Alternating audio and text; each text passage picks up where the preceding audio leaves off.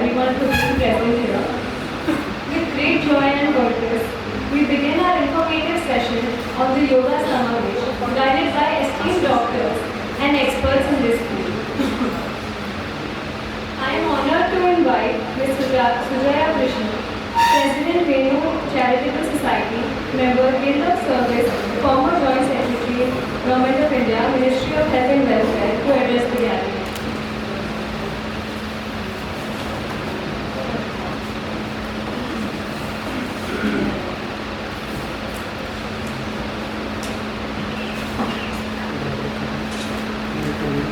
Good morning to everybody present here. It gives me immense pleasure to welcome each one of you to the Yoga Samavesh being hosted here at Venu Naturopathy Center as part of the celebrations of the International Day of Yoga. This event is being organized in collaboration with the National Institute of Naturopathy, Pune and the Blind Relief Association. And we are truly honored to be part of this national movement led by the Ministry of Ayush. This year's theme, Yoga for One Earth, One Health, is especially close to our hearts. It beautifully captures what yoga stands for: balance and harmony within ourselves, with others, and with the environment around us. At a time when the world continues to face challenges to both personal health and planetary well-being, this theme reminds us of the healing power of yoga, not only as a physical discipline, but as a way of living consciously and compassionately. At Venu Naturopathy Center, we are guided by the belief that wellness must be inclusive, holistic, and accessible to all. That is why today's event is so special. It's just not a celebration of yoga, but a celebration of diversity and unity. We are deeply honored to be joined by the visually impaired students from the Blind Relief Association, whose presence and participation today are a testament to the fact that yoga goes beyond what we see. It is about what we feel, breathe, and become. Our session today, Yoga Beyond Sight, a shared journey inward, is a powerful reflection of this philosophy in a world that often emphasizes appearances and perfection. This gathering reminds us that yoga is not about how we look in a pose, about how we connect with our bodies, our breath, and with one another. I would like to extend my heartfelt thanks to our partners at the National Institute of Naturopathy, Pune, for their unwavering support, vision, and encouragement in making this event possible. Their leadership at the national level has inspired countless such events across the country, and we are proud to carry that spirit forward here in Delhi today. I also wish to acknowledge that and also look forward to the panel of medical experts who will be sharing valuable insight and yoga's role in managing lifestyle diseases like diabetes and hypertension, conditions that are increasingly common but also increasingly manageable through integrative approaches like yoga and naturopathy. To our dedicated yoga instructors, thank you for guiding us today gently and inclusively through the sessions in the morning. Your sensitivity and experience made it possible for everyone, regardless of age or ability, to participate fully and safely.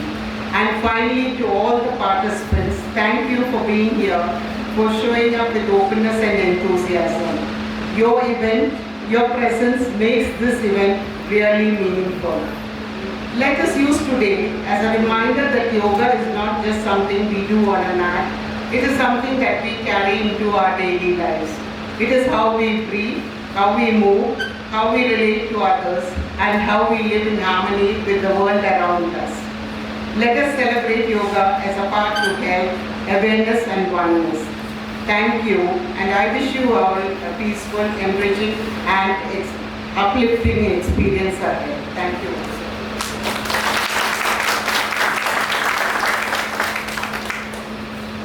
Thank you so much, ma'am, for your wise words. It is indeed true that yoga is not only limited to the body, but it gives us positive impacts on the mind as well. I would now like to invite Dr. Pooja Shukla, Senior Consultant and Cornea Specialist, Venu Eye Institute, to address with the. She is a firm believer in holistic treatment of each and every patient.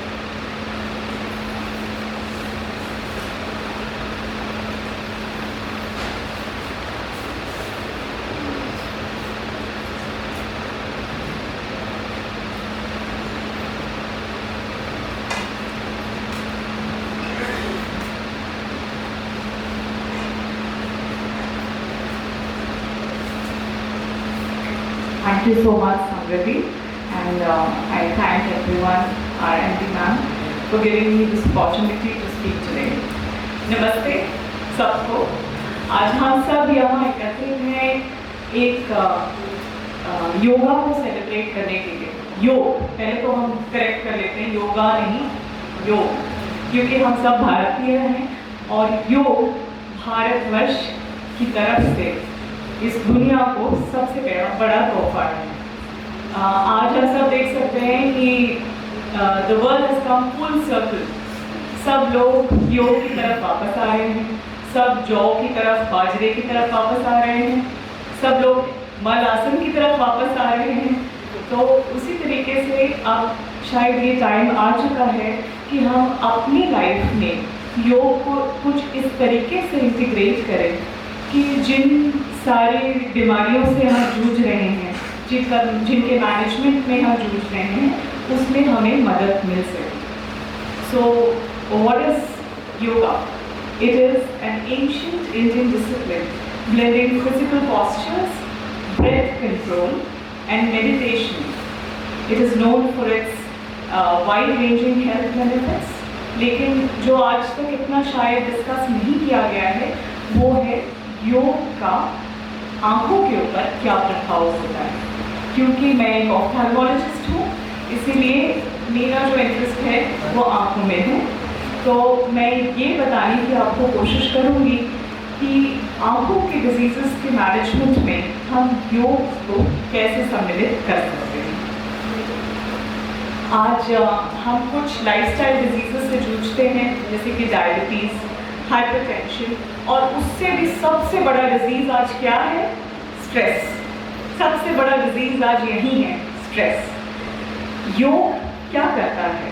Diabetes, नियमित योग के अभ्यास से diabetes में control होता है। और ये सिर्फ हम ऐसे ही नहीं कह रहे हैं, स्टडीज़ के माध्यम से ये प्रूव हो चुका है कि हाँ, डायबिटीज़ को कंट्रोल किया जा सकता है बगैर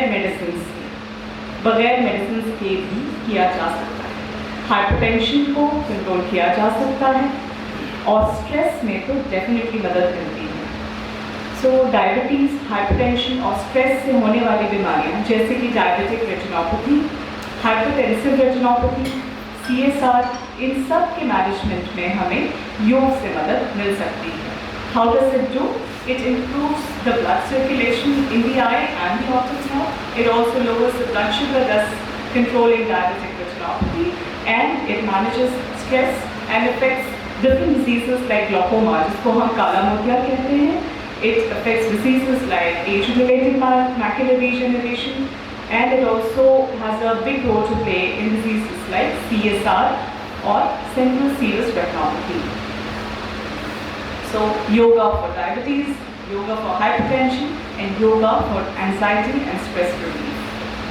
There are also certain very small practices that we can integrate in our daily life. These are जैसे कि प्रातः योगा. प्रातः योगा क्या होता है? I'm sure there are many other people in this room who will be able to tell you much more about yoga. So I'll probably just stick to my recommendations. So my recommendations will be Pratah Yoga and eye blinking, very small eye blinking or rotation exercises. ये eye blinking और rotation exercises क्या करते हैं कि आपके tear film को stabilize करते हैं, जिससे कि आपको dry eye नहीं होता है। आजकल हमारे सारे काम कंप्यूटर से होते हैं। अक्सर कंप्यूटर्स को जब आप देखते हो, किसी भी स्क्रीन को जब आप देखते हो, तो आपकी ब्लिंक रेट कम हो जाती है। जितनी ज़रूरी है उससे कम हो जाती है, जिसकी वजह से जो टीयर फिल्म होती है, एक बहुत पतली सी आंसू की परत होती है, आंसुओं की परत होती है आंखों के सामने, जिसका स्टेबल रहना बहुत ज़रूरी है ताकि अंदर के स्ट्रक्चर्स को परेशानी ना हो।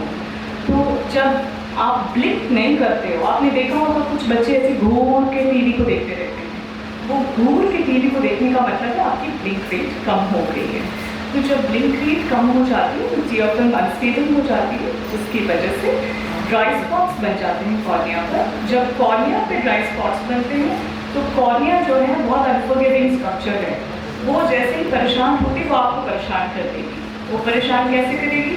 आपको सर में दर्द देगी, आपको गर्दन में दर्द देगी, कभी कभी रिफ्लेक्स वाटरिंग हो सकती है, गर्दन में दर्द, पॉस्चर में दर्द, ये सब कुछ यही डिजिटल डिवाइसेस की देन है जो हम आज रोज़मर्रा की ज़िंदगी में इस्तेमाल कर रहे हैं। जैसे कि आप मोबाइल देखते हो, आप मोबाइल, बहुत कम लोग हैं जो ये जानते हैं कि हमें मोबाइल ऐसे देखना चाहिए, ऐसे नहीं देखना चाहिए। जब ऐसे देखोगे तो आपकी सर्वाइकल स्पाइन में परेशानियाँ हो जाती हैं। तो ये सब कुछ हम इनकॉर्पोरेट कर सकते हैं और इससे हमें बहुत सारी परेशानियों से मुक्ति मिल सकती है। इसके अलावा हम ये सब जानते हैं कि जो रेडिएशन होता है, जो डिवाइसेस से आता है, वो आपको ये सब कुछ दे सकता है। स्लीप में परेशानी कर सकता है, आपकी नींद की साइकिल को ख़राब कर सकता है, आपको क्रोनिक स्ट्रेस दे सकता है, वर्क का स्ट्रेस भी आज आम बात है, हर किसी को है। योगा आपको अच्छी नींद दे सकता है, आपको स्ट्रेस फ्री रख सकता है और आपकी प्रोडक्टिविटी भी इंक्रीज कर सकता है। अगर आप इस तरीके का व्यायाम अपने लाइफस्टाइल में इनकॉर्पोरेट करते हैं तो आप जितना काम करते हैं उससे और ज़्यादा कर पाएंगे और अच्छी तरीके से कर पाएंगे। So it just translates to better productivity. Better productivity means development और हम सब एक साथ आगे बढ़ सकते हैं। इसके अलावा कुछ साइंटिफिक एविडेंस है, जो कुछ ऐसे डिजीजेस हैं जैसे कि ऑप्टिक न्यूरोपैथी, जिसमें कि आंखों की नस सूख जाती है, उसमें साइंटिफिकली प्रूवन है, कई सारे पेपर्स, कई सारे रिसर्च किए गए हैं, जिसके माध्यम से ये पता चला है कि कुछ हद तक योगा और कुछ अलग प्रैक्टिसेस की वजह से उनके माध्यम से हमको इम्प्रूवमेंट मिलती है, especially in optic neuropathy. This has been widely studied, and these are the mechanisms that are involved in it. It's neuroplasticity, reduction in inflammatory markers, and stress reduction. So what is neuroplasticity? It is the brain's ability to recognize and adapt in response to new experiences. What does yoga do here? Yoga increases the levels of factors such as DHEA, BDNF, serotonin, and melatonin, which together promote neuroplasticity. So when neuroplasticity improves, there might be a chance that some people who have lost their vision might be able to recover. So these are some papers which have highlighted these facts. So without taking any more time, I would just like to say that existing evidence suggests that integrating yoga with conventional therapies holds potential for improving outcomes and enhancing the overall management of many ocular disorders. So together, if we look at this holistically, if we take a step back and not just look at the problem where it is, अगर हम थोड़ा पीछे जाएं तो हम शायद इन problems को problem बनने के पहले ही पकड़ लें, अगर हम अपने रोज़मर्रा की ज़िंदगी में कुछ इम्प्रूवमेंट्स धीरे धीरे लाएं तो। और इसमें सबसे ज़्यादा ज़रूरी है कंसिस्टेंसी। अगर आप कोई भी चीज़ कंसिस्टेंटली करते हैं, रोज़ करते हैं, धीरे धीरे करके वो 1% का इम्प्रूवमेंट आपको बड़ा इम्प्रूवमेंट देगा। और इसके रिपरकशन सिर्फ एक दिन में नहीं पता चलते, धीरे धीरे रेगुलरली करने से ही पता चलते हैं। So I hope all of us will be able to do a little more yoga than we were already doing. So thank you so much and best of luck.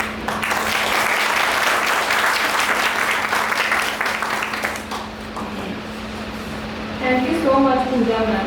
आपने बहुत ही बेहतरीन तरीके से हम सबको ये समझाया है कि योगा सिर्फ फिजिकली नहीं पर साइकोलॉजिकली या कि मानसिकता भी हमारी काफ़ी बढ़ाती है। और हम आए दिन पेशेंट्स को हर दिन यही समझाते हैं कि आप काम करें, काम तो आपको लैपटॉप पे करना ही पड़ेगा, पर आपको रेगुलर ब्रेक्स लेने पड़ेंगे और साथ में ही अपनी याद रखना पड़ेगा कि आपको अपनी आइज रेगुलरली ब्लिंक करनी है। I would now like to invite Mr. Tarun Basu to felicitate Dr. Pooja Shukla for her talk.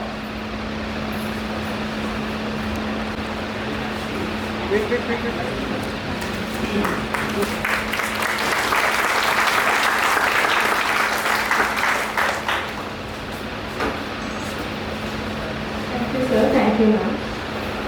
I would now like to invite Dr. Parul Gupta, Chief Medical Officer, Ayurveda at the Department of Ayush in Delhi. In the increasing view of lifestyle diseases like diabetes and hypertension due to the sedentary lifestyle, I would want Dr. Parul to address the gathering about the role of yoga in management of lifestyle disorders.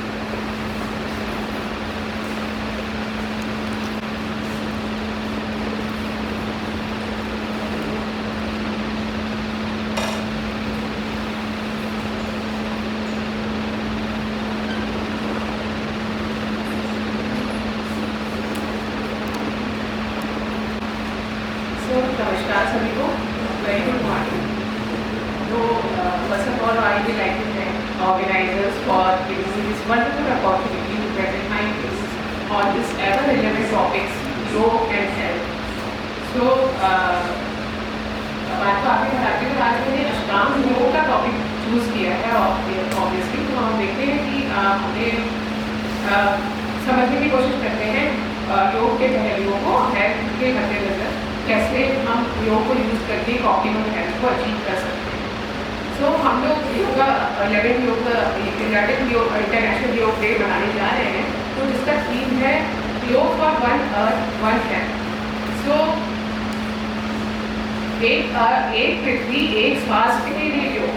तो हम सभी जानते हैं कि ये theme बहुत ही प्यारा है। ये हमें ये दर्शाता है कि हमारा स्वास्थ्य हमारे शरीर का सीमित नहीं है। हम जैसा जीते हैं, जैसा खाते हैं, जैसा बोलते हैं, जैसा व्यवहार करते हैं सोसाइटी में, उन सब का असर सिर्फ हमारे स्वास्थ्य से नहीं रहता है, इसका असर इन्वायरमेंट पर भी पूरा पड़ता है। और इन्वायरमेंट जैसा होगा वैसे ही हम होंगे। तो इसका साइकिल जिसको हमको समझने की ज़रूरत है। तो और योग एक गूढ़ विज्ञान है जो हमें इस जीने की कला को सिखाता है कि कैसे हम अपने स्वास्थ्य का ख्याल रखते हुए साथ ही अपने सराउंडिंग्स को भी सुखमय बना सकते हैं। सो योग के रिस्पेक्ट में और अष्टांग योग एक बहुत ही प्रचलित योग की थेरेपी है, जिसको योग की पद्धति है, जिसको महर्षि पतंजलि ने हजारों साल पहले दिया था। तो इसको मैं हमेशा कहती हूँ कि एक यूजर मैनुअल है। ये स्टेप टू स्टेप गाइड है कि कैसे हम जीरो से शुरू करके अपने शरीर को अपने मन से, फिर मन को अपने आत्मा से, और फिर आत्मा को उस सार्वभौमिक चेतना मतलब यूनिवर्सल कॉन्शियसनेस से कनेक्ट करके कैसे उसके साथ एक रूप फील कर सकते हैं। जब हम ये फील कर लेते हैं तो हमें अलग से सोचने की जरूरत नहीं होती है कि अब हमें क्लाइमेट चेंज के लिए कुछ करना है, हमें हेल्दी लाइफ स्टाइल अपनानी है। तो ये फील करना हमें योग से आता है। तो अब हम इसको समझने के लिए सबसे पहले हम चर्चा करेंगे कि हेल्थ एक्चुअली है क्या। सब हम यहाँ पे हेल्थ की बात करते हैं, तो हेल्थ एक्चुअली क्या है। WHO ने डिफाइन किया है कि health is a state of complete physical, mental and social wellbeing and not merely the absence of disease. सिर्फ हम बीमार नहीं हैं तो हम ये कह सकते हैं कि हम हेल्थी हैं। टू बी कंप्लीट हेल्थी हमें फिजिकली हेल्थ तो होना ही है, बट मेंटली भी हमें साउंड होना जरूरी है। और हमारे social connections, mind body connection उतने ही इम्पॉर्टेंट है जितना कि फिजिकल हेल्थ। तो इस बात को समझना बहुत जरूरी है। फिर अब मैं आपका ध्यान देना चाहूँगी आयुर्वेदिक पर्सपेक्टिव पर। तो आयुर्वेद इसमें physical health, mental health, social health, इसमें स्पिरिचुअल कंपोनेंट को भी जोड़ता है। तो आयुर्वेद कहता है कि सम दोषा समानिष्ठ सम धातु बल क्रिया प्रसन्न आयुर्वेद्रिय मना स्वस्थ नित्य अभिवृद्धि। आयुर्वेद में हम स्वस्थ उस इंडिविजुअल को कहते हैं जिसके फिजियोलॉजिकल एंटाइटीज जैसे दोष, धातु, बल, अग्नि, ये सब जो शरीर को गवर्न करती है वो तो अच्छी चली रही है, उसमें तो कोई डाउट ही नहीं, वो तो पहला आयाम है। बट उसके बाद हमारा जो आत्मा है, हमारी आत्मा, हमारी इंद्री, हमारा मन, वो भी प्रसन्न अवस्था में होना चाहिए। प्रसन्न मतलब ऑप्टिमल फंक्शनिंग होना चाहिए। तभी हम एक होलिस्टिक हेल्थ जिसकी बात करते हैं उसको अचीव कर पाते हैं। और फिर अब मैं बताना चाहूँगी कि देखो, अगर हम स्वस्थ एक संस्कृत नाम है उसको हम एनालाइज करें तो वो भी दो चीज़ों से मिलकर बना है, 2 वर्ड से मिलकर बना है, स्व प्लस इष्ट। तो ये भी डेफिनेशन अपने आप में जो जब हम अपने लिए रहना सीख जाते हैं, अपने मन, अपनी बॉडी, अपनी आत्मा को, स्वयं को जानकर सिंक कर लेते हैं एक दूसरे से, तो हम अपने लिए स्थित होते हैं, हमारी एक चेतना की जागृति होती है, तो तब हम स्वस्थ कहते हैं अपने आप को। और योग भी इसी आयाम को आगे बढ़ाता है। योग क्या कहता है? योग संस्कृत शब्द युज से बना हुआ है, इसका मतलब है जोड़ना। तो किसको किससे जोड़ना? तो योग का पहले चरण में आता है कि हम अपने शरीर को मन को आत्मा से जोड़ते हैं, और फिर उसका एक और जो है आगे एडवांस वर्जन है कि हम अपने शरीर, अपनी चेतना को उस सार्वभौमिक चेतना, यूनिवर्सल कॉन्शियसनेस से कनेक्ट करते हैं। योग सिर्फ, मैं एम्फसाइज करना चाहूँगी कि योग सिर्फ आसन नहीं है, मैट के बियॉन्ड है। तो मैट के बियॉन्ड क्या है? मैट के बियॉन्ड यही है कि हम अपने शरीर को तो स्वस्थ रखेंगे, बट उसको मन से और आत्मा से और फिर यूनिवर्सल कॉन्शियसनेस से एक रूप कर सकें। तो अब आज के सिनेरियो में क्यों ये इतना इम्पोर्टेंट हो गया है? आज पूरी मेडिकल फैकल्टी सिर्फ डिजीज की बात नहीं कर रही है, जैसे कि डॉक्टर पूजा ने भी बताया कि डिजीज के बियॉन्ड सोच के रही है, आगे पीछे थोड़ा सा पीछे जाकर हम सोचें तो हम पहले ही डिजीज को कैसे प्रिवेंट कर सकते हैं। तो आज के सिनेरियो में जहाँ पे लाइफ स्टाइल डिसऑर्डर्स हैं, क्रोनिक डिजीजेस का भरमार है हमारे पास, तो मेंटल इश्यूज हैं, सोशल आइसोलेशन है, in the world of followers and followings we are still isolated. तो इन सब चीज़ों की वजह से हमारा कहीं ना कहीं अपने मन, अपने सोसाइटी, अपने यूनिवर्स से लिंक छूट गया है। तो उस लिंक को वापस लाना बहुत ही ज़रूरी है आज की जिंदगी में, और वो काम हम देखते हैं कि हम अष्टांग योग के जरिए कैसे कर सकते हैं। तो अष्टांग योग में महर्षि पातंजलि ने 8 अंग बताए हैं। तो जिसमें आता है सबसे पहला यम। यम मीन्स अपना, हम सोसाइटी में रहते हैं तो सोसाइटी में बिहेव करने का, जो यूजर मैनुअल है सोसाइटी में हमें कैसे एक दूसरे से बिहेव करना चाहिए, वो सारी चीज़ें यम में आती हैं। फिर आता है नियम, जो सेल्फ डिसिप्लिन सिखाता है कि हमें अपनी बॉडी को, अपने शरीर को, अपने मन को कैसे डिसिप्लिन करना है। फिर आता है आसन, जो हम रोज करते हैं मैट पर, वो है बॉडी का डिसिप्लिन। फिर प्राणायाम आता है जिसमें हम अपनी ब्रीदिंग को कंट्रोल करने की कोशिश करते हैं, ब्रीदिंग को डिसिप्लिन करने की कोशिश करते हैं। फिर प्रत्याहार आता है जो हमारे सेंसेस को डिसिप्लिन करता है। और फिर आता है धारणा, जो हमें हमारे एम की तरफ फोकस करता है हमेशा। और फिर आता है ध्यान।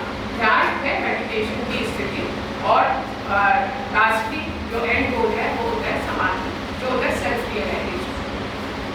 ठीक है, तो हम स्टेप बाय स्टेप देखते हैं कि यह कैसे हमको हमारे शारीरिक आध्यात्मिक विकास की ओर ले जा सकता है। तो यहाँ पे सबसे पहला पार्ट हम देखते हैं कि हमने भी 5 कंपोनेंट महर्षि करता है। तो सबसे पहले उसमें आता है अहिंसा। तो अहिंसा से हमको हम समझने की कोशिश करते हैं। अहिंसा हम सभी जानते हैं कि क्या होता है। अहिंसा कोई बोलना चाहेगा अहिंसा क्या होता है?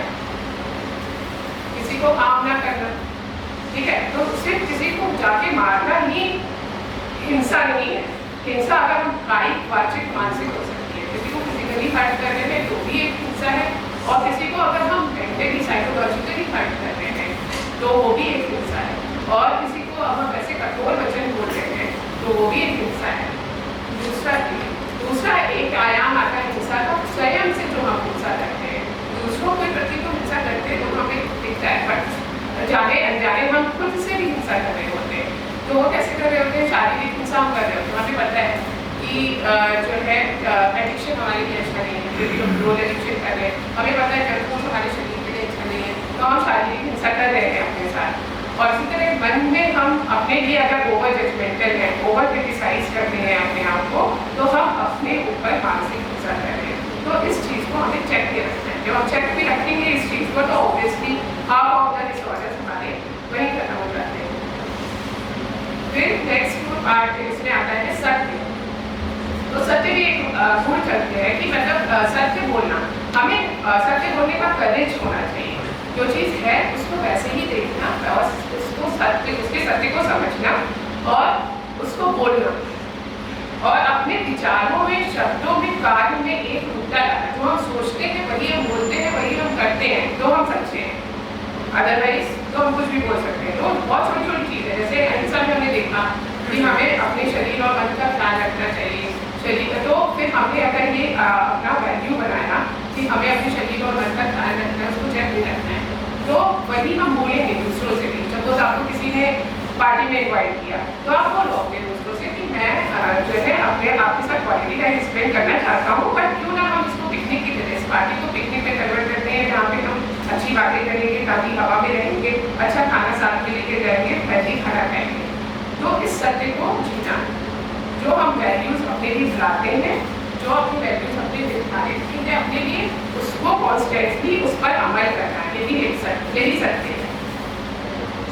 ठीक है, अब फिर आता है हमारा अस्तेय। अस्तेय का मतलब होता है चोरी ना करना। आप सोचेंगे हम तो कहीं जाकर किसी का चोरी करते ही नहीं है, तो आप लोग ठीक है, फिर वो काम करने की जरूरत नहीं है।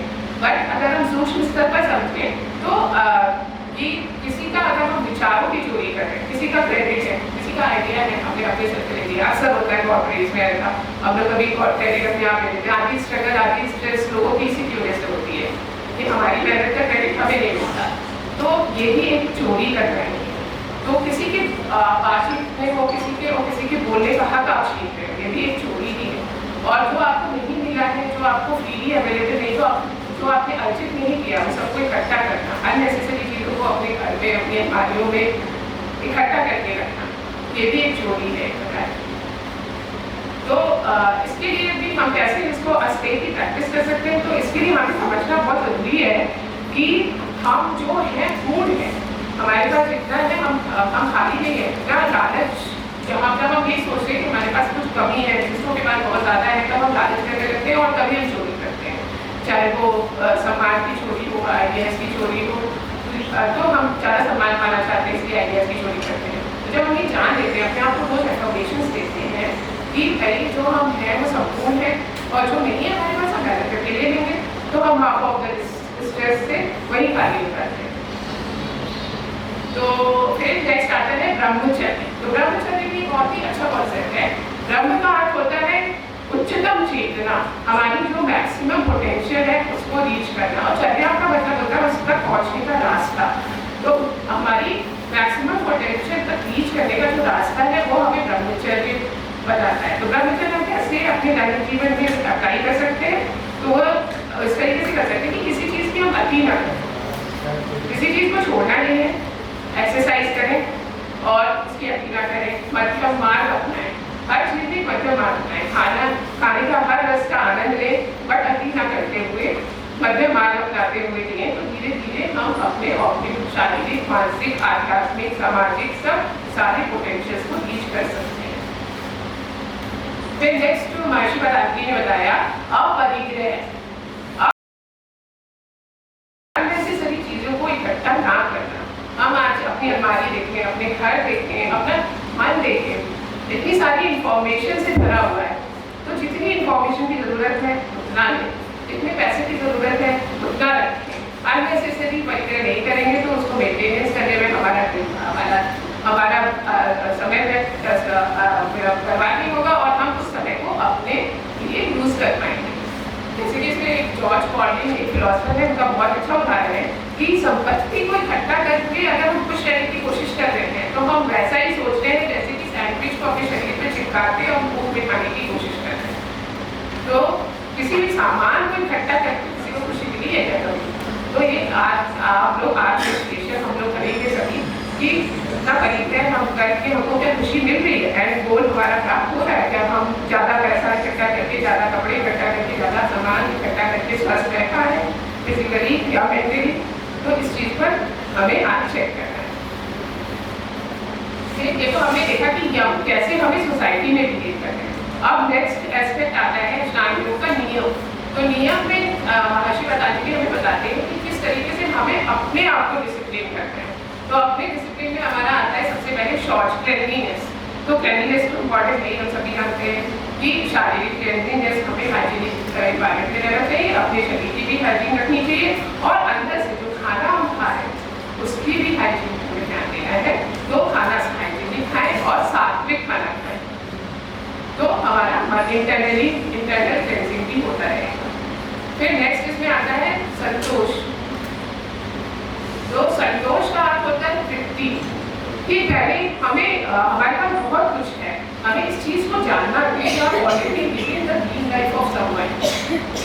सो पहले जो एस्पिरेशंस होना, एडमायरेशंस होना, गोल्स अचीव करना, ये सब कोई बुरी बात नहीं है, बट हमें दिन का एक खाली समय निकाल कर कुछ मिनट्स ये जरूर देखना चाहिए कि हम कितना कुछ हमारे पास है, उसके लिए थैंक्स करें हम अपने प्रकृति को, अपने यूनिवर्स को। तो ग्रेटिट्यूड रखना इस संतोष। फिर नेक्स्ट आया आता है तपस है कि विल पावर। अब इतनी सारी चीज़ें हमने देखी, हमें पता है कि शौच रखना चाहिए, हमें पता है कि सोसाइटी में हिंसा नहीं करनी चाहिए, लेकिन कहीं ना कहीं हम विल पावर को लैक करते हैं।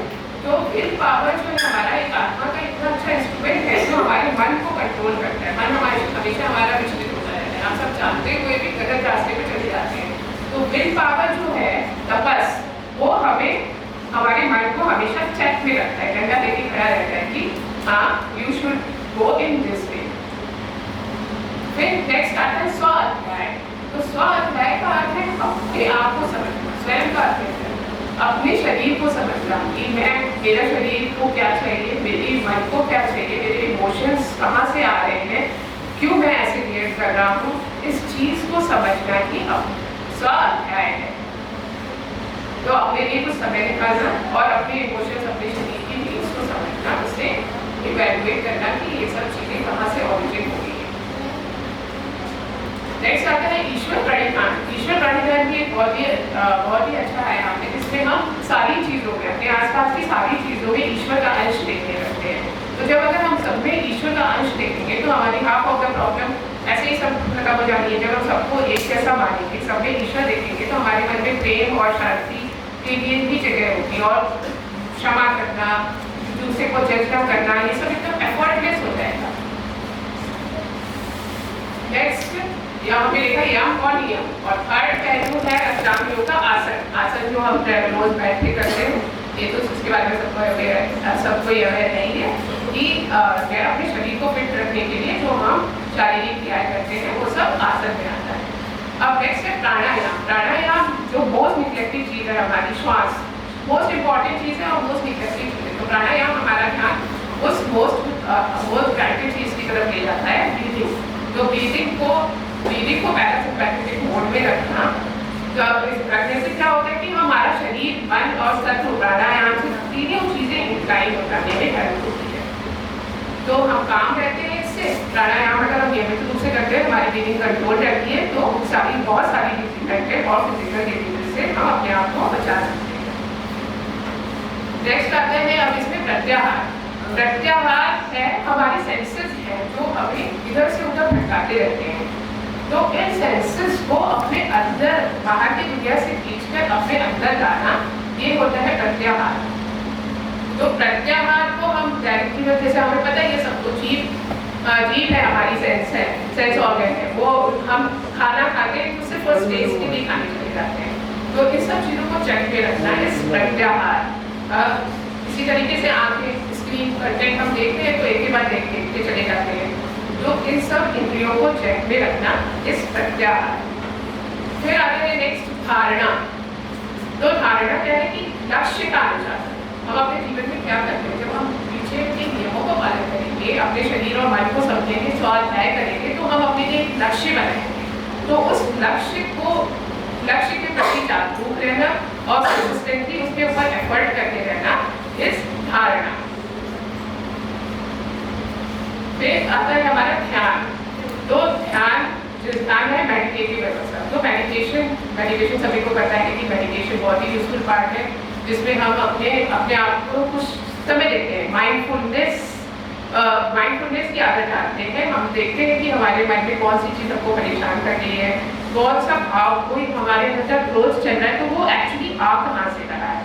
हम तो उसे जब हम ध्यान नहीं देते तो हम बोल देते कि उसने मुझे गुस्सा दिलाया है, लेकिन जब हम मेडिटेट करते हैं, माइंडफुल होकर अपने इमोशंस को रीड करने की कोशिश करते हैं, तो हमें पता होता है कि वो क्रोध कहीं ना कहीं हमारे अनफिल्ड एक्सपेक्टेशन से आ रहा है, कहीं ना कहीं हमारे लालच से आ रहा है।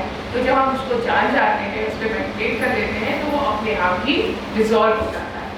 तो बहुत ज़रूरी है कि हम ध्यान अनुशासन भी अपने जीवन में लाएं। फिर आता है लास्ट आयाम, अल्टीमेट गोल ऑफ योग, जिसे जो है समाधि।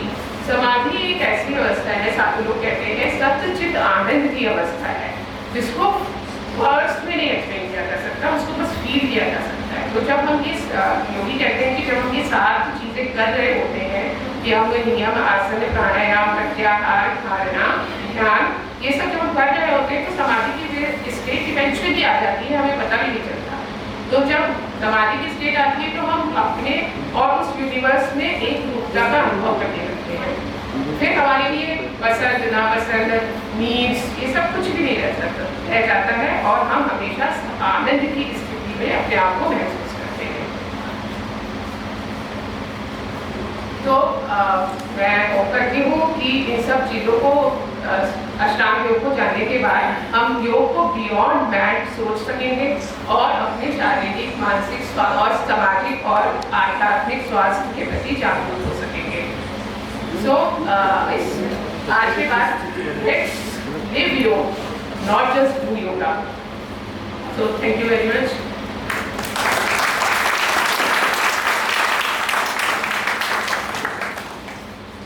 Thank you so much Parul ma'am. हमें ये समझ आया है कि हम बीमार नहीं, इसका मतलब ये नहीं कि हम हेल्दी हैं। Disease, absence of disease is not health. Spirituality के एस्पेक्ट को हमने मॉडर्न लाइफ में बहुत कम इम्पोर्टेंस दिया है। योग के द्वारा हम अपनी बॉडी को आत्मा से जोड़ सकते हैं और एक हायर यूनिवर्सल कॉन्शियसनेस से भी जोड़ सकते हैं। जैसा मैम ने कंक्लूजन में कहा, योग एक्सरसाइज नहीं है, एक जीने का मार्ग है। तो thank you so much, ma'am. I would like to request Ms. Tanuja Joshi to facilitate Dr. Parul Gupta for her talk. Much, ma'am. I would now like to invite Dr. Anshika Pathak, Senior Consultant, to give her expert opinions about managing lifestyle disorders through yoga and naturopathy.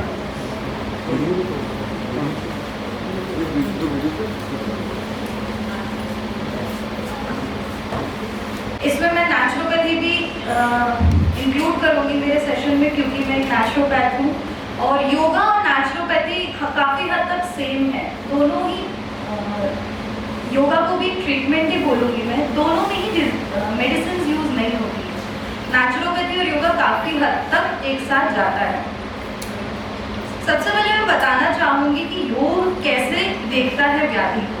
सबसे पहला है health is our natural state. Yoga कहता है कि healthy रहना ही सामान्य है, बीमार रहना असामान्य है। ये तो खैर स्वाभाविक है, लेकिन ये बोलता है कि जब बॉडी में, ब्रेथ में और माइंड में डिस्टर्बेंसेस होती है या आपस में इन तीनों के बीच में कोई डिस्टर्बेंसेस होती है, तभी डिजीज अराइज करती है। दूसरी चीज़ है इग्नोरेंस या अविद्या। अगर हमें किसी चीज़ को इग्नोर कर रहे हैं तो वो भी एक तरीके से डिजीज कॉज कर सकती है। जैसे कि अगर किसी को गुस्सा आ रहा है और वो अपने गुस्से को इग्नोर कर रहा है, वो नहीं निकाल पा रहा है अपनी बॉडी से बाहर गुस्से को, तो वो क्या करेगी, मेंटल डिजीजेस कॉज कर देगा। अगला चीज़ है mind creates disease before the body does. ये योगा का एक बहुत ही अहम प्रिंसिपल है कि बीमारी पहले दिमाग में आती है, शरीर में बाद में आती है। अगर हमें लग रहा है ना कि हमारा आज तो फीवर होगा, आज मैं भीग गई, आज तो फीवर होगा, आज मैं भीग गई, तो बॉडी में ऐसे हार्मोन्स ऑटोमेटिकली माइंड रिलीज कर देता है, जिससे बॉडी की इम्यूनिटी लो हो जाती है और नहीं भी होना होता है फीवर तो भी हो जाता है। ये योगा की एक अंडरस्टैंडिंग का प्रिंसिपल है। अगला है energy. Energy must flow freely. आज हम सब ने योगा किया, हमें पता चल गया हमारी बॉडी में बहुत स्टिफनेसेस हैं, हमारी बॉडी में बहुत ब्लॉकेजेस हैं। अगर बॉडी में ब्लॉकेजेस होती हैं तो डिजीजेस अराइज होती हैं। प्राणा एक वाइटल फोर्स है जिसको प्राणा कहते हैं, चाइनीज में इसको ची कहते हैं, नेचुरोपैथी में इसको वाइटल एनर्जी कहते हैं। अगर ये बॉडी में कहीं भी फ्लो होनी रुक गई, मान लीजिए मेरे हाथ में, जैसे कि अगर मैं, मैम ने जैसे बोला कि हम रोज फोन चलाते हैं ऐसे, तो यहाँ पर वो एनर्जी पॉज हो गई, यहाँ पे स्टिफनेस अराइज हो गई, तो यहाँ डिजीज होगी जैसे कि सर्वाइकल। ये योगा का प्रिंसिपल है। Asana is therapy for the body. तो योगा में जैसे कोई भी व्याधि है, मान लो अगर आपको सर्वाइकल ही है तो उसके लिए एक स्पेशल आसन है। हर डिजीज के लिए एक स्पेशल आसन है जो उस डिजीज को ठीक करता है। सर्वाइकल में बैक बेंडिंग, नेक एक्सरसाइजेस, ये सब योगा का ही पार्ट है। उसके बाद योग कहता है कि प्राणायाम हील्स द नर्वस सिस्टम, ये तो आज हम सबने समझ लिया जब हमने आज नाड़ी शोधन प्राणायाम करा, उसके बाद चित्त कितनी शांति महसूस हुई। तो जब प्राणायाम करते हैं तो मन अपने आप ही शांत होता है।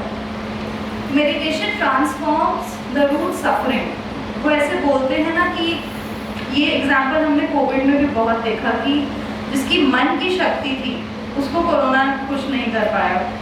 ऐसा होता है कि जब कोई भी डिजीज हो और हमारे अंदर एक शक्ति होती है कि नहीं इससे तो मैं डील कर लूँगा या इससे तो मैं डील कर लूँगी, it's very easier for the body to deal with that disease. तो मन की शक्ति तन की शक्ति से ज़्यादा इम्पॉर्टेंट है कोई भी व्याधि को डील करने में। अगला है यमा एंड नियमा प्रिवेंट्स साइकोमैटिक इलनेसेस। अभी आपको मैम ने बताया कि यम और नियम क्या होता है। सुबह उठना, जल्दी उठना, अच्छे से नहाना, स्नान करना, पूरी बॉडी क्लीन करना, नियम बनाना, रोज़ एक टाइम पे उठना, एक टाइम पे भोजन करना, स्वाध्याय करना, पढ़ना, अच्छी किताबें देखना, ये सब साइकोसोमैटिक इलनेसेस जो होती हैं उनको दूर रखता है, जो कि एक योगा का ही पार्ट है। उसके बाद हम देखेंगे healing comes from within not from outside. Naturopathy का भी यही प्रिंसिपल है, बॉडी हील्स इटसेल्फ। शरीर खुद को खुद ठीक करता है। हमें जैसे खरोच लग जाती है और हम उस पर कुछ दवाई नहीं लगाते तो शरीर खुद ठीक हो जाता है ना। उसी प्रकार से योगा कहता है कि जो क्योर है वो अंदर से आता है, बाहर की जितनी चीज़ें हैं वो उसको सपोर्ट करता है, लेकिन ठीक तो बॉडी खुद ही होती है। Regular practice with faith and discipline leads to cure. हाँ, योगा में डिसिप्लिन बहुत आवश्यक है। ऐसा नहीं होता है कि आपने एक दिन सर्वाइकल का आसन करा एंड टड़ा सर्वाइकल ठीक। इट रिक्वायर्स डिसिप्लिन, रोज जल्दी उठना, एक नियम को फॉलो करना। अब योगा कैसे करता है? ये नर्वस सिस्टम को बैलेंस करता है। तो दो टाइप के नर्वस सिस्टम हम समझ लेते हैं, एक होता है सिंपैथेटिक, एक होता है पैरासिम्पैथेटिक। तो सिंपैथेटिक वो होता है जो रैपिड चीज़ें करवाता है, जल्दी जल्दी। पैरासिम्पैथेटिक सिस्टम होता है जो हमें रिलैक्स रखता है, हमारे ब्रेन में ऐसे हार्मोन रिलीज करता है जो हमें शांत रखता है। तो योग जब हम करते हैं तो हमारे पैरासिम्पैथेटिक सिस्टम को एक्टिवेट करता है और बॉडी को काम कर देता है, बीपी को कम कर देता है, इन्फ्लेमेशन जैसे कि सूजन उसको कम कर देता है। क्लिंजेस एंड बैलेंसेस प्राणा, जो मैंने अभी बताया कि प्राण की जो शक्ति है हमारे अंदर जो घूम रही है, अब इसे आत्मा से समझ लें या किसी स्पेशल फोर्स से समझ लें, उसको क्लीन करता है। Improve digestion and elimination. Yoga करते हैं तो जो ऐसे बोलते हैं ना कि पतले लोगों, तुम तो पहले से ही पतले हो, योगा क्यों कर रहे हो, ऐसे बोलते हैं हमारे आसपास में लोग, पर ये सत्य नहीं है। अगर आप पहले से ही पतले हैं इसका मतलब आपका न्यूट्रिशन प्रॉपर नहीं है, और न्यूट्रिशन को प्रॉपर करने के लिए भी एक्सरसाइज बहुत आवश्यक है। जब हम अच्छे से एक्सरसाइज करेंगे तभी तो भोजन शरीर में लगता है, अच्छे से एसिमिलेट होता है, ब्लड सर्कुलेशन भी घूमता है। इसलिए पतले लोगों को और स्थूल दोनों लोगों को एक्सरसाइज करना आवश्यक है। रिस्टोर्स माइंड बॉडी कनेक्शन, शरीर को और मन को आपस में जोड़ता है, मन रिलैक्स होता है, शरीर रिलैक्स होता है। Strengthens will power and inner healing, अंदर की शक्ति को बढ़ाता है। अब योगा क्यों? बीमारी तो बहुत सारे मेथड से ठीक हो जाती है, दवाई खाने से भी ठीक हो जाती है, फिर योगा क्यों? क्योंकि योगा कॉस्ट इफेक्टिव है। खर्चा कहाँ होता है योगा करने में? It's very very cheap to do yoga, actually it's free. The other thing is it's accessible to all ages and abilities. जैसे कि आज हमने देखा कि हमारे साथ में विजुअली इम्पेयर्ड लोगों ने भी योगा करा, तो योगा सब कर सकते हैं, ये उसकी खासियत है। Targets root causes not just symptoms, ये अंदर से रोग को ठीक करता है। कभी कभी बीपी बढ़ता है तो इसका मतलब ये नहीं है कि आर्टरीज पतली हो गई हैं या कोलेस्ट्रॉल बढ़ गया, शायद स्ट्रेस से बढ़ रहा हो। तो योगा जो है वो रूट कॉज पे काम करता है। इसके साइड इफेक्ट्स बहुत मिनिमल है, ऐसा नहीं है योगा के कोई साइड इफेक्ट्स नहीं होते। अगर आप गलत रोग में गलत आसन प्राणायाम करेंगे तो साइड इफेक्ट्स उसमें भी होते हैं, but very minimal. It's always good to have an instructor with you. Harmonises body, breath, mind and spirit. चित्त, मन, शरीर और आत्मा चारों को योग से लाभ होता है। अब योगा में कुछ कंसेप्ट्स हैं जो बताते हैं कि कैसे व्याधि होती है, जिसको कहते हैं क्लेश। क्लेश यानी कि ऐसी चीज़ें जो हम करते हैं या हमसे हो जाती हैं जिससे रोग होते हैं, जैसे कि इग्नोरेंस जो मैंने अभी बताया, ईगो से भी रोग हो जाते हैं। राग अटैचमेंट, किसी भी चीज़ से अटैचमेंट, जैसे कि अल्कोहल से अटैचमेंट, द्वेष एवर्जन, गुस्सा, इरिटेशन, जेलसी, इससे मस्तिष्क के रोग होते हैं। अभिनिवेश, fear of death, disturb mental and pranic balance, तो ये सब क्लेशास के अंदर आते हैं।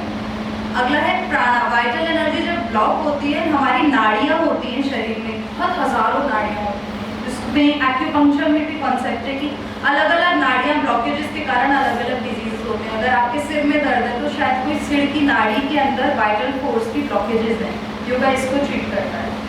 पंचकोशा होता है,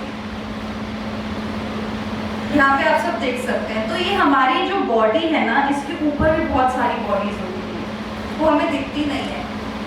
ये जो इनको बोलते हैं सटल बॉडीज, तो ये हमारे कोशास होते हैं। आप देख सकते हो जैसे आनंदमय कोशा जो ब्लिस का होता है, विज्ञानमय विजडम का, मनोमय माइंड, प्राणमय एनर्जी और अन्नमय फिजिकल बॉडी।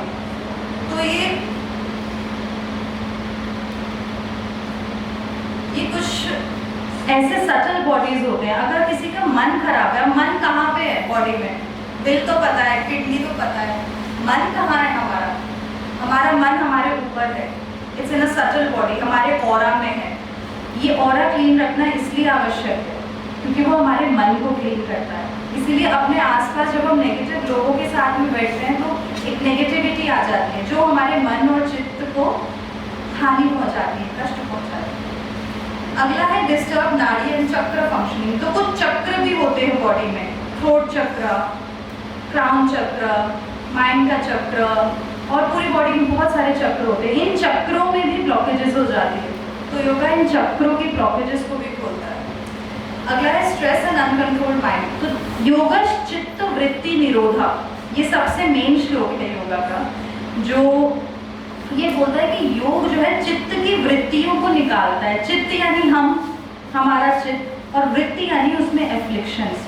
वृत्ति यानी कि जैसे जेलेसी, जैसे मैंने बताया नेगेटिव भावनाएं। तो योग जो है वो नेगेटिव भावनाओं को शरीर से दूर करता है।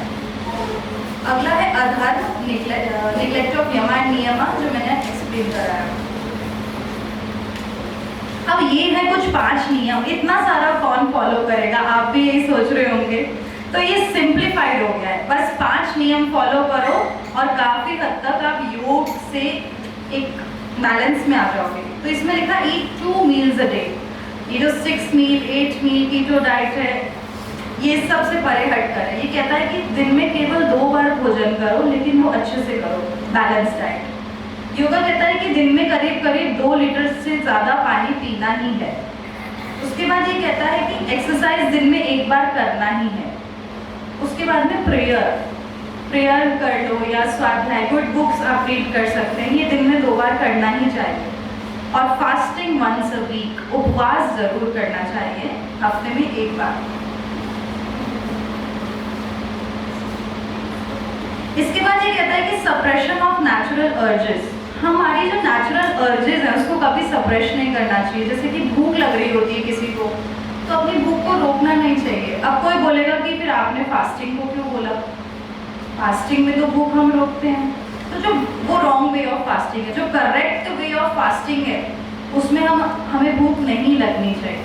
अगर हम फास्ट कर रहे हैं और हमें भूख लग रही है, then it's destroying the body, it's damaging the body। तो हम हमारे सेंटर में ऐसे करवाते हैं फास्टिंग कि आपको भूख ही नहीं लगती।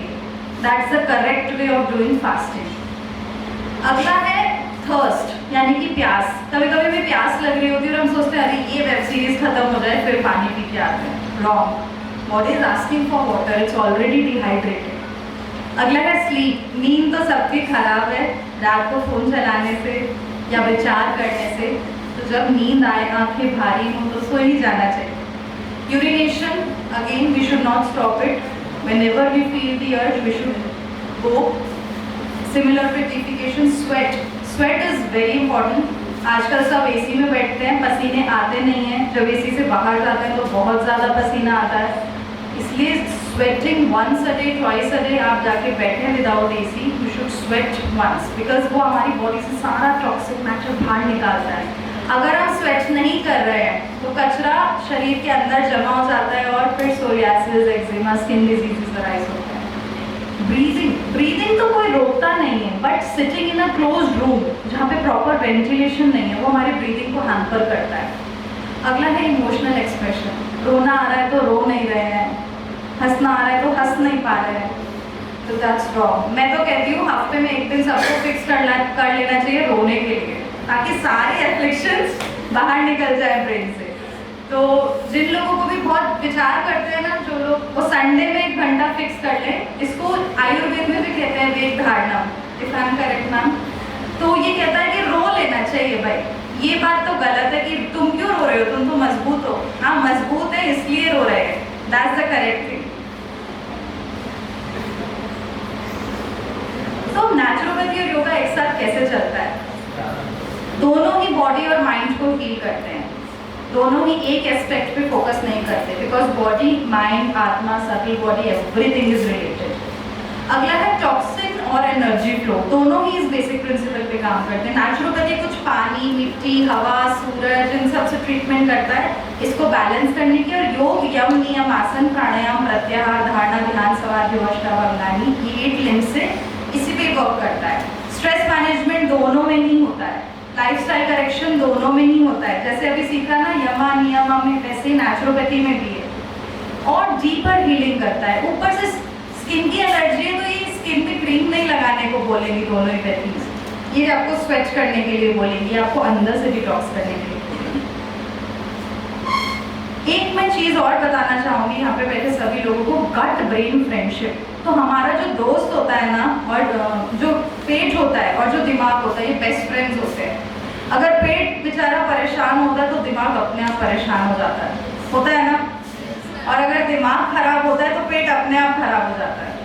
Everybody deserves a good vocational training and be able to be sufficient for themselves. I would like to invite Ms. Sujaya Krishnan to felicitate Mr. David for his talk.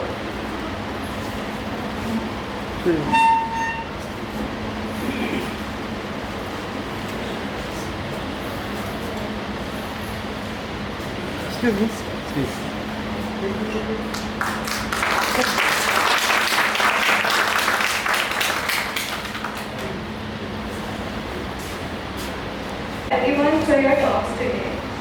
I would now like to bring your attention that the Blind Relief Association runs many training programs for the visually impaired and blind students. One of the training programs is to train naturopathy therapists.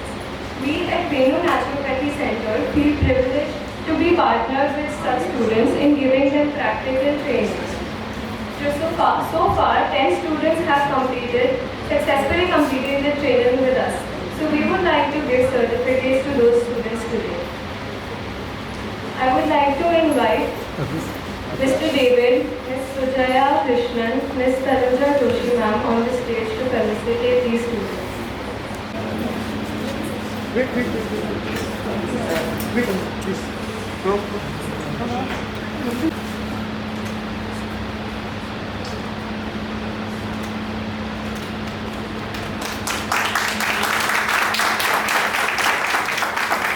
Mr. Sachin Bansal,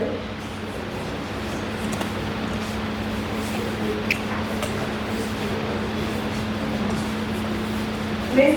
Simita Kerketa,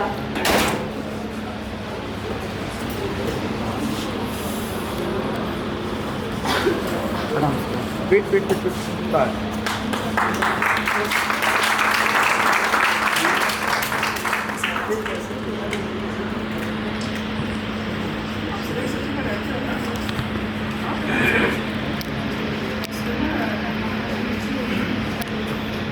Ms. Simita Kerketa,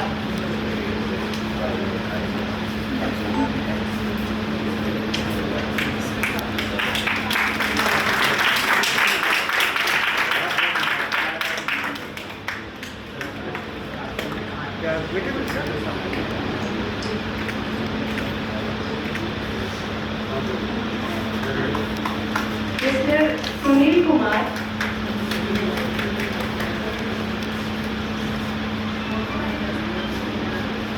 Mr. Rajiv Bhatia,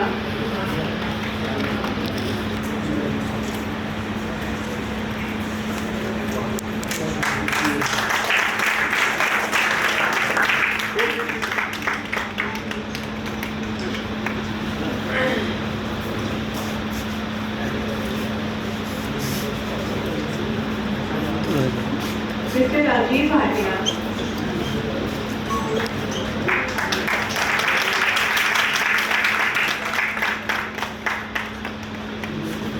Ms. Noor Ali.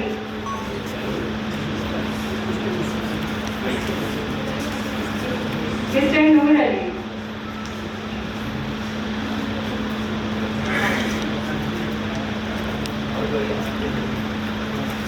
हिला मत light को।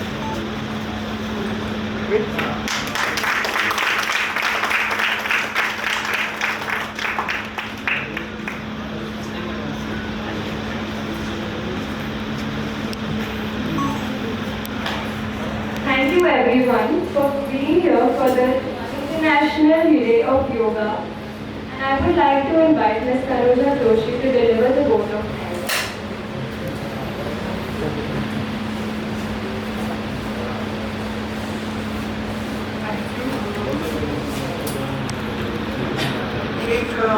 आज कितने लोगों को कुछ extra या कोई नया चीज सुनने और समझने को मिली,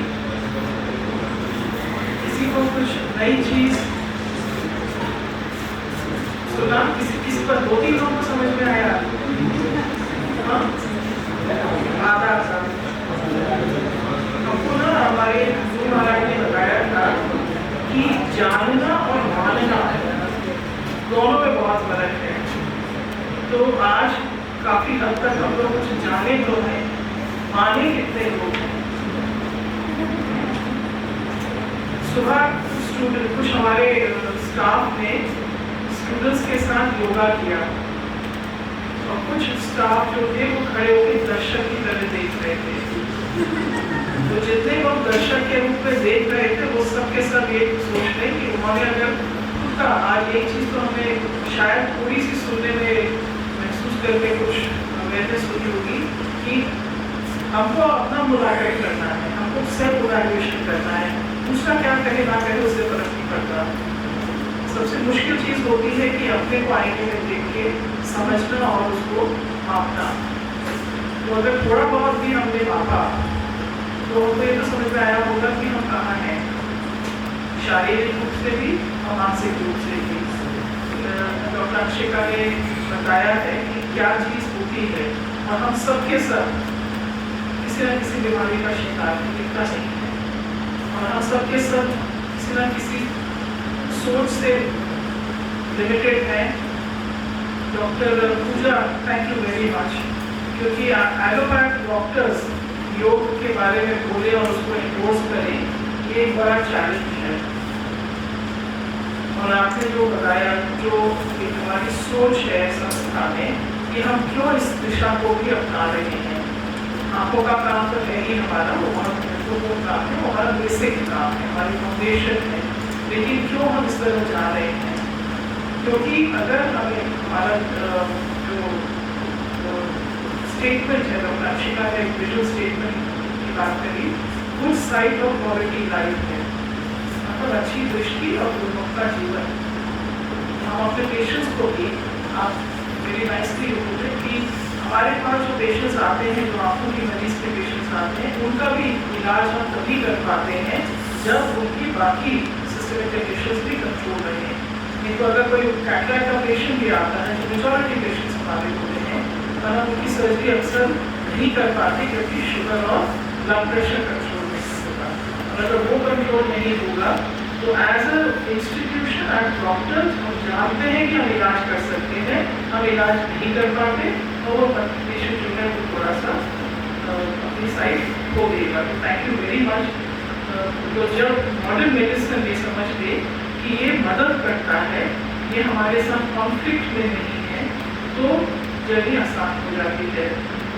थैंक यू अंशिका, बिकॉज आपने जो बात बताई, आपने उसको बहुत आसान तरीके से हमसे समझाया कि जो हमारे दोष होते हैं वो कहाँ से शुरू होते हैं, दिमाग से शुरू होते हैं, सोच से शुरू होते हैं, लाइफस्टाइल से शुरू होते हैं, देखे ना देखे मैनिफेस्ट करते हैं और फिर कहीं ना कहीं हमारी जिंदगी में उसका असर होता है। And thank you David, because आपने हमारे साथ हमको चूज किया एज अ पार्टनर। हम भी सेंसिटाइज होते हैं बहुत सारी चीज़ों से, एंड आप हमको ये भी मदद करते हैं जो हमारा थोड़ा बहुत स्टेप्स हम एफर्ट कर रहे हैं योग के लिए कि योग कोई सीमित चीज़ नहीं है। And as an institute we don't only work for the visually, not only for the treatment part, but we also believe in visual rehabilitation. And as an institution, we try to do whatever we can. We are very grateful कि आपने हमको अपना partner बनाया कि हम आपके students के साथ थोड़ा काम कर सकते हैं। मेरे ख्याल से हमारा बहुत सारा स्टाफ है जो कि यहाँ जितने भी लोग आए हैं जो सिलेक्ट सिटी वॉक जाता होगा। कितने लोग जाते हैं सिलेक्ट सिटी वॉक? 2-4 लोग जाते हैं, बगल में है, शर्माओ नहीं, जो कि बताओ। सिलेक्ट सिटी वॉक में बेसमेंट में एक काउंटर है जो कि थेरेपी काउंटर है, फुट मसाज, नेक मसाज, हेड मसाज देते हैं और ये ब्लाइंड रीड के स्टूडेंट्स और बच्चे भी वहाँ बैठते हैं और मैनेज करते हैं। मैं खुद वहाँ जा चुकी हूँ कई बारी। लास्ट टाइम मैं गई थी तो अस्पताल में भी मेरी फुट मसाज करी थी। बिलीव मी, उस मसाज के बाद जब आप बाहर निकलते हो ना तो लगता है जैसे बादलों पे चल रहे हो। It's a beautiful experience. Doctor Parul, मैं आपके पास लास्ट में इसलिए आई हूँ क्योंकि जो आपने बताया योग के बारे में कि उसकी महत्वता क्या है हमारी लाइफ में, पर सबसे बड़ी चैलेंज है कि उसमें डिसिप्लिन चाहिए। एक गोली खाना बहुत आसान होता है। डॉक्टर आशिका के पास पेशेंट आए, उनकी शुगर बढ़ गई, उन्होंने एक गोली खा ली। पर अगर हम योग का रास्ता लेते हैं तो सबसे बहुत इम्पोर्टेंट चीज़ होती है अनुशासन, और वही सबसे चैलेंजिंग चीज़ है। मैं रिक्वेस्ट करूँगी कि कुछ हमारे आज के पार्टिसिपेंट्स और होंगे, कोई अपना कोई एक्सपीरियंस शेयर करना चाहेगा। जो स्टूडेंट्स आए हैं ब्लाइंड रीड से, जो योग के बारे में आपने आज सुना, कोई अपना कोई और एक्सपीरियंस शेयर करना चाहेगा, पूरी योग का स्टाफ। Anyone?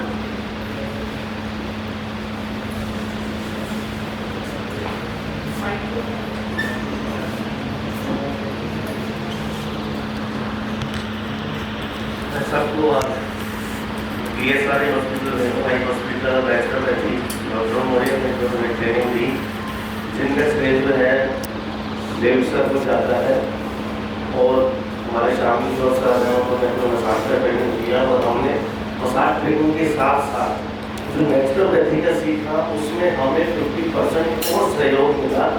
जो टेक्निक्स बहुत बेटर है, जैसे हाइड्रा थेरेपी हो गया, किडनी थेरेपी हो गया, मड थेरेपी हो गई, तो उससे हमें बहुत फ़ायदा हुआ है।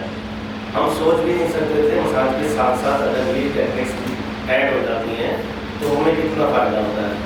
जापान से सर आए थे हमारे शेखी सर, लाइन की एडमिनिस्ट्रेशन में सर को बुलाया जापान से, उन्होंने हमें 1 साल तक ट्रेनिंग दिया सियाचू जैपनीज, उससे भी हमें बहुत फायदा होगा। तो ये मल्टी टैलेंटेड हम एक प्रकार के बंदे, हमें कोई भी डिजीज हो कुछ भी हो हम सबको अच्छे से बता भी सकते हैं और हर चीज़ के बारे में जानकारी हासिल कर सकते हैं। बाकी योगा के बारे में बताया तो योगा तो मैं शुरू से करता आया हूँ। ब्लाइंड होने से पहले मैं मार्शल आर्ट टीचर था और मार्शल आर्ट्स में भी योगा वगैरह सारा फुल फ्लेक्सिबिलिटी होती है, उसमें भी योगा का भी बहुत योगदान है।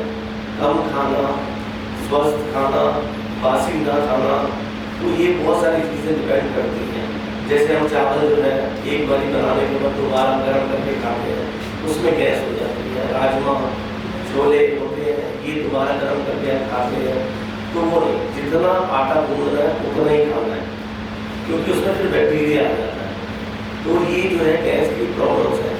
और डॉक्टर मैडम ने बिल्कुल सही कहा कि सारी बीमारियां पेट से ही होती हैं।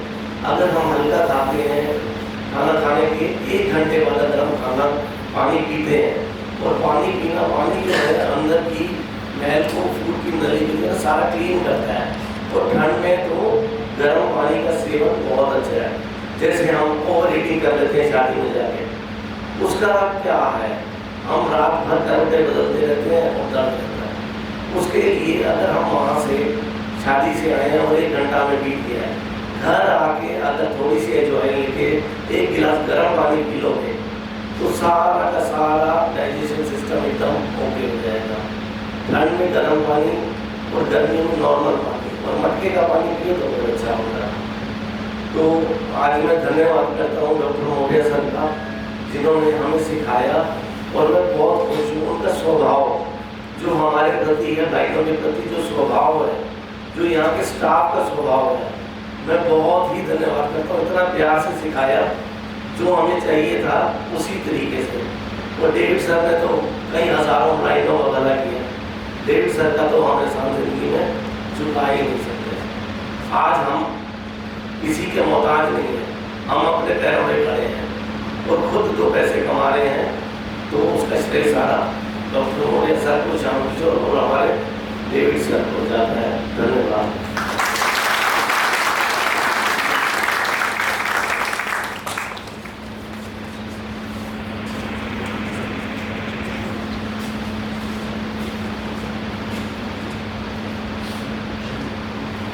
Good morning everyone. मैं बहुत बहुत शुक्रिया अदा करता हूँ Ishika ma'am and David sir का, जिन्होंने मुझे ये अपॉर्चुनिटी दी मैं वेन्यू लेकर आकर ट्रेनिंग करूँ।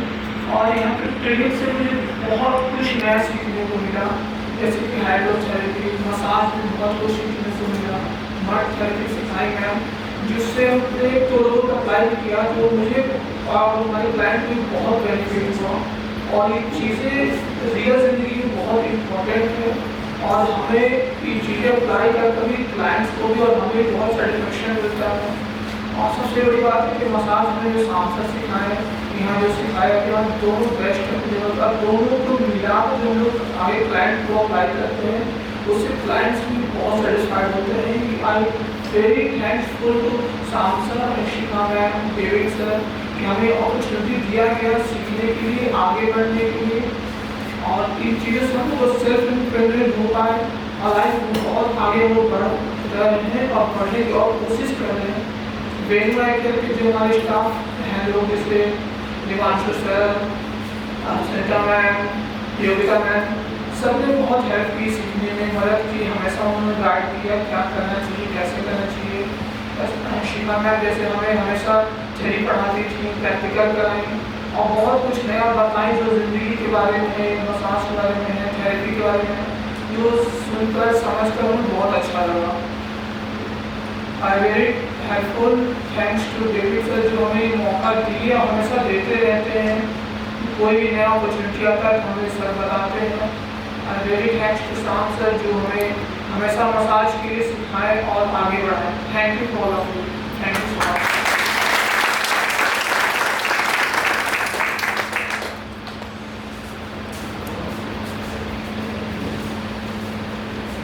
I'd like to request please सब लोग अगर 1 मिनट के लिए खड़े हो जाए। रिसेंट इस हफ्ते में we all heard of a very tragic incident that happened.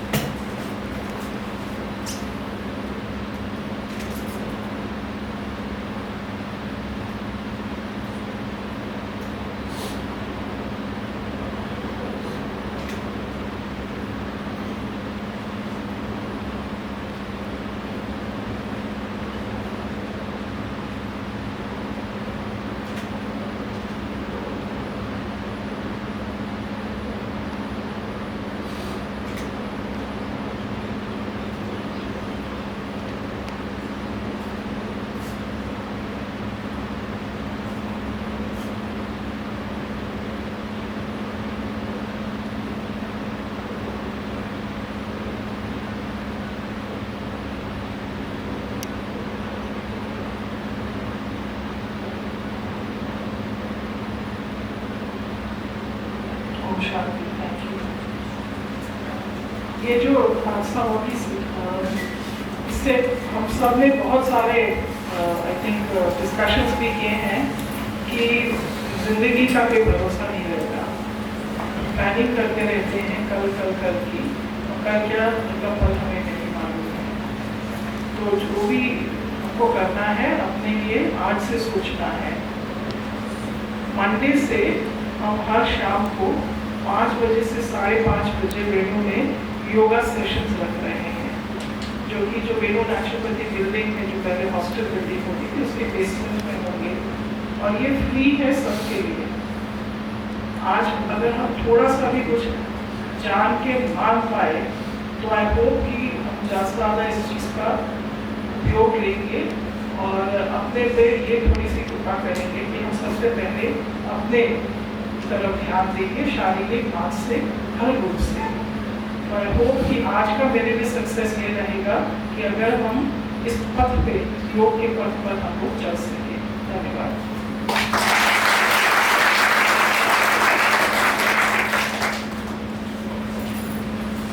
हमसे जुड़ने के लिए मैं ये रिक्वेस्ट करना चाहूँगी कि सब प्लीज़ बाहर की तरफ चले ताकि हम एक ग्रुप फोटोग्राफ खींच सकें।